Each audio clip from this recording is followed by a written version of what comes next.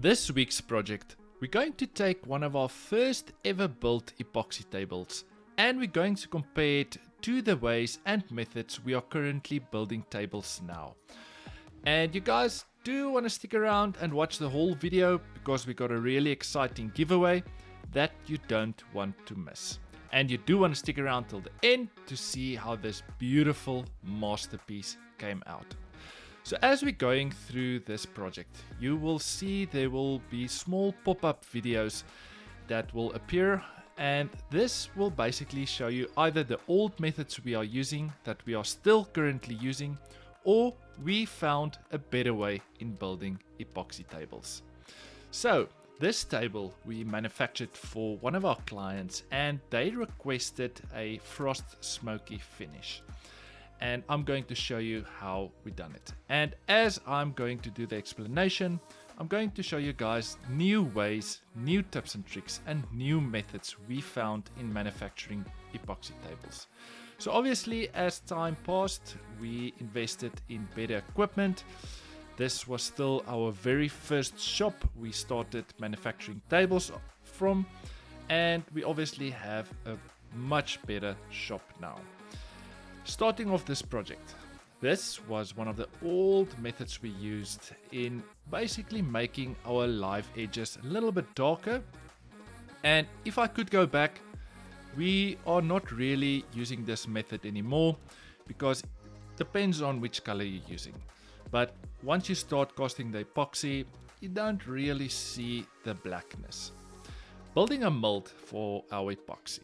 This is basically a straightforward step, and we are currently still using the same methods because I believe you can't really change anything about building a mold. It's super easy. The wood we're using is called white melamine, and it's basically the best you can use to build a mold.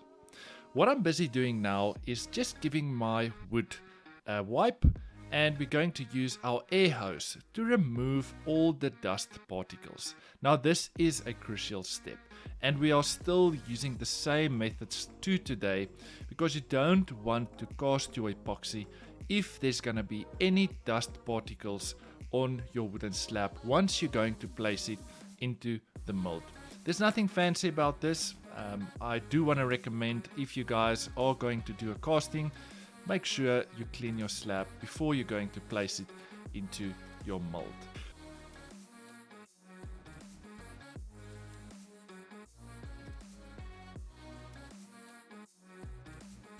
The next step in our project is also something we are still using to today, and the same product. It's called ram wax. So we're basically applying this wax to the inside of our mold to make sure that once we're going to remove our epoxy table from our mold, that the epoxy is not going to stick to the mold. We had this happen to us once before where we didn't apply enough wax, and believe me, removing that mold from your epoxy table is really difficult. One thing we also did change is you can see the steel table I'm placing my slab on. We invested in building a heavy duty steel table with some threaded rods underneath the table so we can adjust the table and make sure that we cast on a flat surface. Next step is we previously used the epoxy called Woodcast 30, and it's an epoxy that sets very quick. I mean, like 4 to 5 hours you can start casting your next epoxy, but that prevented us from removing most of the air bubbles in our epoxy. So the new epoxy we're using is called Crystal 100. It's a deep casting epoxy, and this helps us to remove most of our air bubbles. And to see the color of what your end product is going to look, you need to use a transparent cup and put around about the same epoxy as you're planning to pour the thickness of your table. Then you're going to see your end result more or less. Once we mix our part A and our part B, we will leave the batch for a few minutes. Then we would come with our gas torch to remove most of the air bubbles. This is a crucial step, and it's definitely going to help you to reduce much as possible air bubbles in your epoxy. Casting our epoxy, there's nothing really that changed in this step, although we did found a few new methods and ways in reducing air bubbles, which I'm going to show you in the steps to follow. As you can see, and this is a current battle in the epoxy world, is whether to seal your live edges or not. Now for me, logically, if you think about it, we don't want to seal our edges. We want the epoxy to penetrate into the wood. We want the wood to soak up the epoxy. And this is something we strongly believe in, and I know there's so many manufacturers out there that's doing the same step, and it just makes logical sense in not sealing your edges. And this is also one of the reasons we're using a deep casting epoxy, is because we got more working time with the epoxy. So once we cast our epoxy, we can leave it for around about 18 hours, and it will basically give the air bubbles enough time to rise up and you can pop it. The next step, as you can see, I'm busy tapping the epoxy, this is called basically when the epoxy becomes tacky, then we would come and do our next casting of the epoxy. And the way we done it previously, as you'll see in the main video, we will cast our first layer of epoxy, we will wait for it to dry, then we will come and sand those epoxy to basically scuff it up to give the next layer of epoxy we're going to cast to bond to that layer. But it obviously makes sense. Leave your epoxy so it becomes tacky, like sticky toffee, and then we would come and cast our next layer of epoxy. This will give those two epoxy bonds to be the most strongest you will possibly found. So this is a new method we found, and it's really working. If you're going to sand in between layers, it will still work, and that's how we started off manufacturing epoxy tables. But it's quite a process. Sanding, cleaning, sanding, cleaning, sanding, cleaning all the time, and you have to make sure that you remove all those dust particles. The next step is something we are still currently using to today, is before we're going to cast our epoxy, we will place it in a big drum. We will warm the drum up to heat up the epoxy slightly, and this will help the epoxy to become more in a liquid form, and this helps most of the air bubbles to come out. And we also recently did invest in a vacuum chamber that removes all the air bubbles from your epoxy. So we get so many requests from all our viewers and people that's asking us exactly how to build these tables. So we took the liberty in making an online epoxy masterclass going into detail on how we manufacture all our tables. Check out this small little clip. We've been building epoxy tables for many years now, and we are finally going to share all our methods and techniques with you.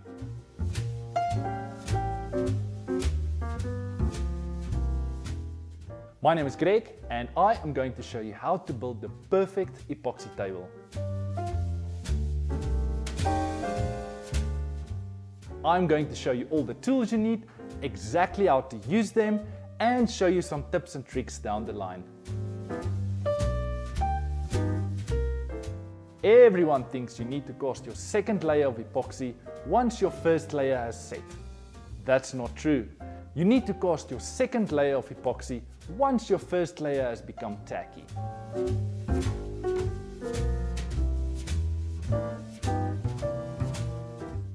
This masterclass has been designed for all woodworkers, from your beginner all the way up to your experts.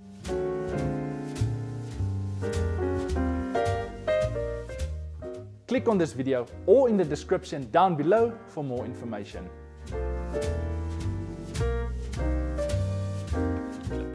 So we designed this course for all woodworkers. That's going to help you to manufacture epoxy tables successfully. It's going to help you in not making any mistakes. I'm literally going to show you all the tools you need. I'm going to show you how to use them.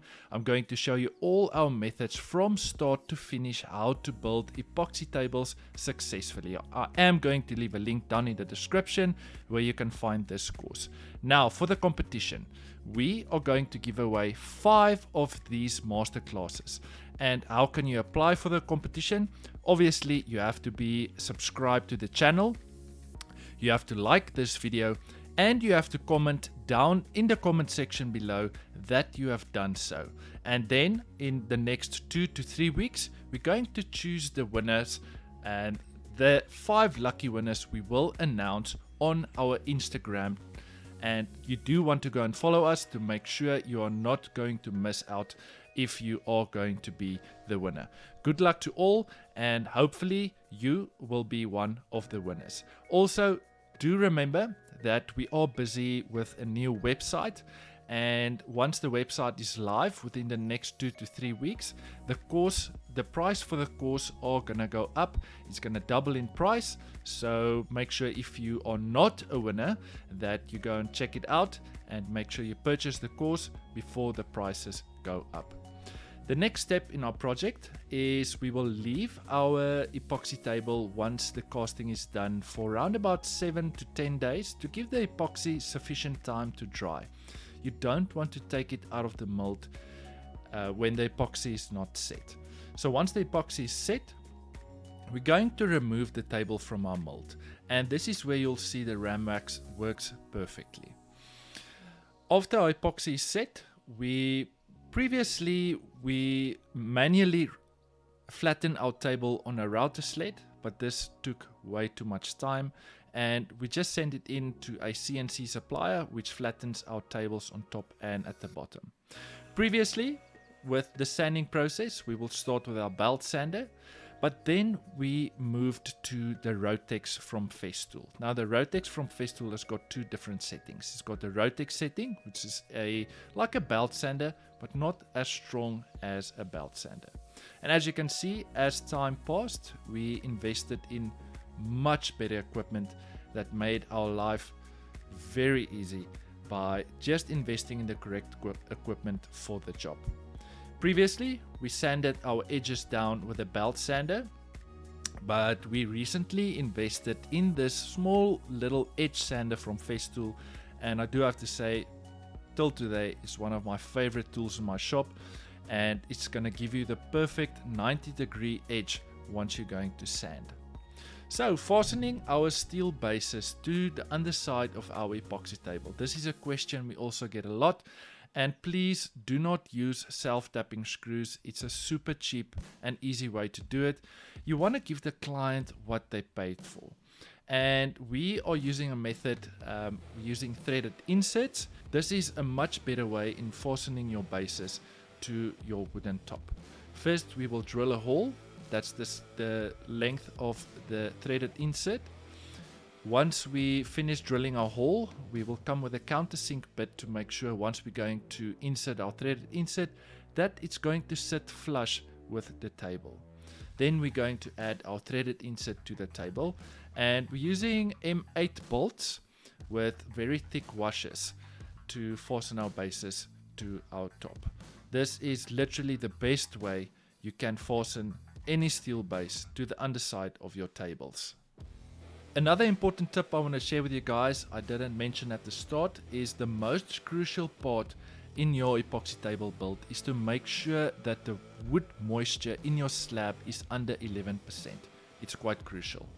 Now, I know for a lot of suppliers that's doing the threaded inserts, they do apply a little bit of epoxy before they're fastening the insert, but we found that it's not really necessary because we apply a lot of these threaded inserts, and I can promise you your steel base is not gonna go anywhere. So this is literally the best way you can fasten your steel base. So the next step is by giving our table a small 45-degree chamfer, and we previously used the Makita machine, but we recently invested in the palm router from Festool. And I do have to say that this is a very user-friendly machine, and we like giving our tables a very small 45-degree chamfer to keep the thickness of the table. The next step is also something we are still using to today, and that is by closing all the small little cracks and holes and all the small little imperfections on your table, because you want to give the client what they paid for. And by doing this is applying a thin layer of epoxy over the complete surface. And the way we done it before is we will use the same color that we casted the epoxy in our table, but we found that it's not making any difference. So we will just use a clear epoxy for this step. And the epoxy we're using for this is not the same epoxy as we used to cast the table. This epoxy is designed to set much faster. It's the epoxy we used way back when we started building tables. It sets basically in a matter of 4 to 6 hours. But we will leave the table for round about 2 days before we come back and sand it down. Now this step is quite a funny step when I look back at how we wanted to achieve the smoky finish on our tables. And this is the scorch pad you get from Odie's by applying the oil. And the pad that comes with your sanding machine is quite a hard pad. And to achieve the smoky finish, we're only going to sand to 400 grit sandpaper. So once we are done with 400 grit sandpaper, my logical sense was that the pad for the sander is quite hard, and that makes the swirl marks on your table. And my logical sense behind this was I need to design something that's a little bit more softer, like a sponge type of effect. And this is where I don't know what I thought here, but I designed something that gave me a much more smoother surface. At the time it did work, but Festool actually reached out to us and they told us, hey, we've got a scorch pad that's specifically designed for this. It's going to give you a softer, smoother finish on your epoxy, because once you're going to start using transparent colors, it's going to punish you. And once you are going to use black, you are literally going to see any imperfection on your table. You're going to see the marks from the sander, you're going to see lines, you're going to see swirl marks. And this is a very crucial step, and a massive tip I'm going to share with you guys is invest in the scorch pads from Festool. I think they got 7 or 8 in the range. We're using the green ones. I think it's similar to 360 grit. Next step in our project is a new method we found by basically cleaning our table. And the way we used to do it before is we will wipe our table down with a wet cloth, then we will come with our polish machine on a low RPM and a scorch pad from Rubio Monocoat. This is basically to give it that last frost smoky finish. But the way we're currently doing it now is we would stop sanding with our scorch pad from Festool. We will wipe our table down with a damp cloth. Then we will come with our polish machine with a sheep wool buff. This is just to remove the last dust particles from your table before we're going to move to the oiling process. And I do have to say this actually works. This works perfectly. The sheep wool buff is going to even your surface, and it's going to remove all the lines that you made with your damp cloth. This actually works. The next step is something we are still using to today, and that's applying Odie's oil to our tables. And the reason we like using Odie's oil is we can sand to any grit our heart desires. So we can sand our wood and our epoxy section to whatever grit we want. So for the smoky finish, we obviously sanded our wood and our epoxy down to 400 grit. And then we're going to start applying the Odie's oil Super Duper. Now the Odie's oil Super Duper is a little bit more liquid oil than your original Odie's oil. Now I believe that by starting with this step, it's giving the oil enough time to penetrate into the wood. And then we will wait 1 hour, we'll come and buff it off, then we'll come back the next day and we will apply the original Odie's oil. And as you can see, the way we previously done it is we will apply the oil by hand, which is nothing wrong with it. But the current way we are doing it is we will use a very old sander and we will put it on a low RPM. And the reason for this is the vibration of the machine basically massages the oil into the wood. I absolutely love this step.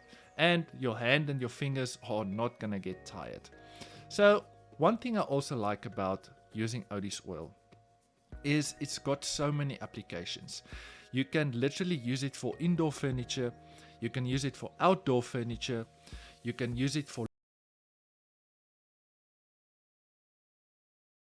if you want to build, say, chopping boards where you're going to cut food on. It's also built for that. Everything in one small little bottle.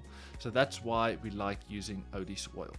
So before I'm going to leave you guys with the final product, make sure you hit the notification button so you don't miss out on any future content and projects we are posting. Make sure you like this video, make sure you support us by subscribing to the channel, and leave me a comment down below.